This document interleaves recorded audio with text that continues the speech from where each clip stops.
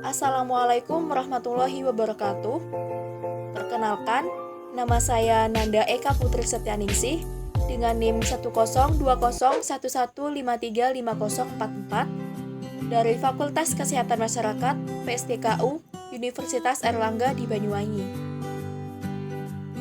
Halo teman-teman semua, gimana nih kabarnya? Semoga tetap baik-baik aja ya. Dan tetap semangat meskipun kita dalam situasi pandemi COVID-19 ini. Nah, dalam kondisi pandemi seperti ini, sangat menjadikan permasalahan kesehatan yang sangat besar. Tak hanya di negara Indonesia, tetapi juga mendunia. Oleh sebab itu, pemerintah mengeluarkan beberapa kebijakan-kebijakan kesehatan yang tentunya diharapkan dapat mengatasi permasalahan kesehatan yang ada. Untuk lebih jelasnya, yuk simak penjelasan berikut. Nah, langsung saja. Di sini saya akan membahas mengenai kebijakan kesehatan, mata kuliah administrasi dan kebijakan kesehatan dengan dosen pengampu Bapak Dian Santo Prayoga.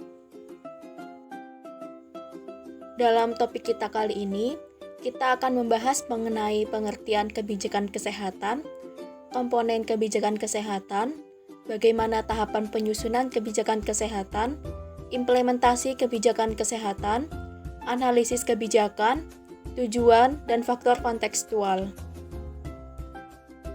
Nah, sebelum kita membahas satu persatu, kita harus mengetahui terlebih dahulu apa sih yang membedakan antara kebijakan dan kebijaksanaan. Nah, menurut Pasolong tahun 2007, kebijakan adalah suatu alternatif atau suatu hasil analisis yang dipilih dalam prinsip tertentu. Sedangkan kebijaksanaan adalah suatu keputusan untuk sesuatu yang dilarang berdasarkan alasan tertentu, seperti kegawat daruratan, pertimbangan manusia, dan lain-lain. Untuk selanjutnya, kita akan membahas mengenai pengertian kebijakan dan kebijakan kesehatan. Kebijakan merupakan suatu konsensus atau kesepakatan terhadap persoalan di mana tujuan dan sasarannya diarahkan pada suatu prioritas yang bertujuan serta memiliki petunjuk utama dalam mencapainya, menurut Evans dan Manning tahun 2003. Sedangkan kebijakan kesehatan menurut Liebus dan Fustukian tahun 2002, kebijakan kesehatan merupakan sasaran atau tujuan, instrumen, proses, dan gaya dari suatu keputusan yang dilakukan oleh pengambil keputusan, termasuk implementasi dan juga penilaian. Kemudian, kita akan membahas mengenai komponen kebijakan. Menurut Pius Smith and Wall tahun 2005, komponen kebijakan dibagi menjadi 4. Yang pertama adalah konten. Konten kebijakan berhubungan dengan teknis dan institusi. Untuk contoh aspek teknisnya adalah penyakit diare, tipes, malaria, dan juga promosi kesehatan. Sedangkan aspek institusi adalah organisasi publik dan juga swasta. Yang kedua adalah proses, di mana proses kebijakan merupakan suatu agenda yang teratur melalui suatu implementasi dan proses rancang. Yang ketiga adalah konteks. Konteks kebijakan merupakan lingkungan atau setting di mana kebijakan itu dibuat dan juga diimplementasikan. Peran tingkat pusat yang dominan, dukungan birokrasi, dan pengaruh aktor internasional juga turut berperan dalam konteks kebijakan. Yang keempat adalah aktor. Aktor merupakan mereka yang berada pada pusat kerangka kebijakan kesehatan. Biasanya ada pada tingkat pusat, provinsi, dan juga kabupaten atau kota. Aktor juga disebut dengan jaringan, kadang-kadang juga disebut dengan mitra. Lalu, bagaimana sih tahapan penyusunan kebijakan kesehatan itu? Nah, di sini saya akan menjelaskan, menurut Pollard and Cat tahun 2005, tahapan penyusunan kebijakan kesehatan dibagi menjadi 4. Yang pertama ada identifikasi masalah atau isu. Pada tahap ini, kita harus menemukan bagaimana isu-isu yang ada dapat masuk ke dalam agenda kebijakan, serta mengapa isu-isu yang lain justru tidak pernah dibicarakan. Yang kedua ada formulasi kebijakan. Pada tahap ini, kita juga harus menemukan siapa saja yang terlibat dalam perumusan kebijakan, bagaimana kebijakan dihasilkan, dikomunikasikan, dan juga disetujui. Kemudian, tahap ketiga adalah implementasi kebijakan. Pada tahap ini, yang paling diperdebatkan sebagai tahap yang paling penting dalam penyusunan kebijakan. Sebab, bila kebijakan tidak dilaksanakan atau dirubah selama dalam pelaksanaan, sesuatu yang salah mungkin terjadi dan hasil kebijakan tidak seperti yang kita harapkan. Kemudian, ada evaluasi kebijakan. Pada evaluasi ini, kita harus mengerti apakah tujuannya tercapai dan apakah terjadi akibat yang tidak diharapkan.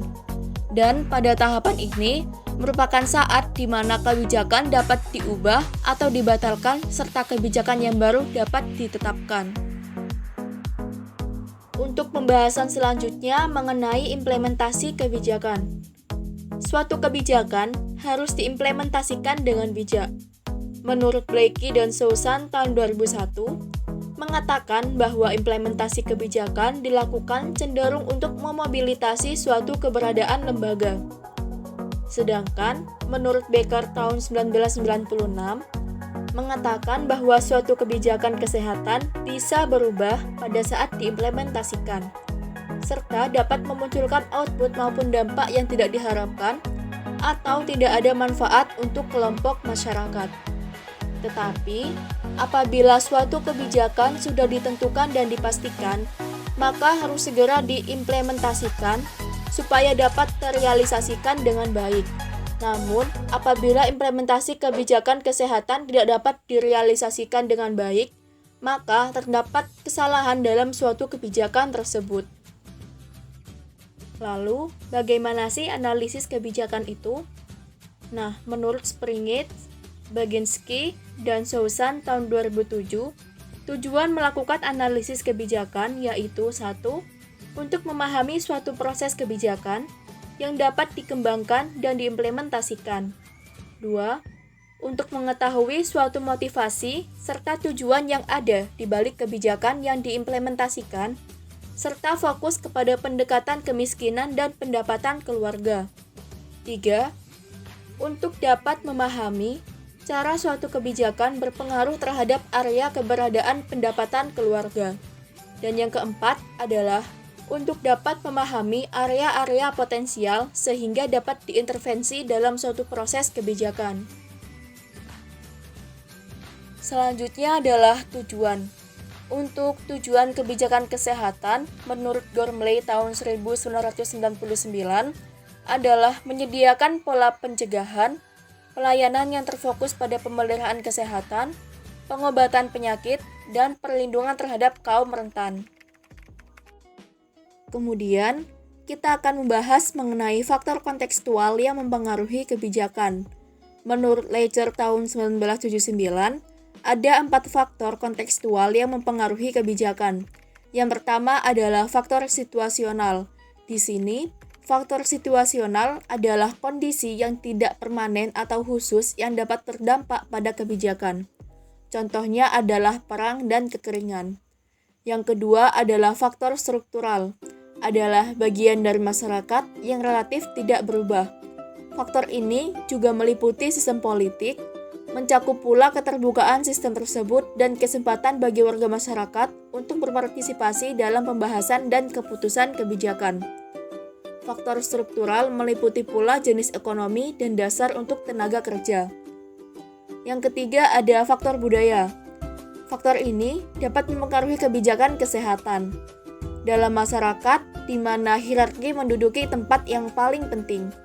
Akan tetapi, sangat sulit untuk bertanya atau menantang pejabat tinggi ataupun pejabat senior. Yang terakhir adalah faktor internasional atau exogenous, yang menyebabkan meningkatnya ketergantungan antara negara dan mempengaruhi kemandirian dan kerjasama internasional dalam kesehatan. Jadi, kesimpulan yang dapat kita ambil dari video ini adalah kebijakan kesehatan merupakan sasaran atau tujuan, instrumen, proses, dan gaya dari suatu keputusan yang dilakukan oleh pengambil keputusan. termasuk implementasi dan juga penilaian. Beberapa komponen kebijakan kesehatan yaitu konten, proses, konteks, dan juga aktor. Kebijakan kesehatan perlu dilakukan untuk pengobatan penyakit dan juga sebagai perlindungan terhadap kaum rentan. Berikut daftar pustaka yang saya gunakan sebagai referensi. Demikian pembahasan yang dapat saya sampaikan. Semoga topik saya mengenai kebijakan kesehatan dapat bermanfaat untuk semua dan dapat dijadikan sebagai acuan belajar. Sebelumnya, saya juga mengucapkan terima kasih dan mohon maaf apabila terdapat kesalahan baik disengaja maupun tidak disengaja. Dan jangan lupa tetap patuhi protokol kesehatan yang ada ya teman-teman. Wassalamualaikum warahmatullahi wabarakatuh.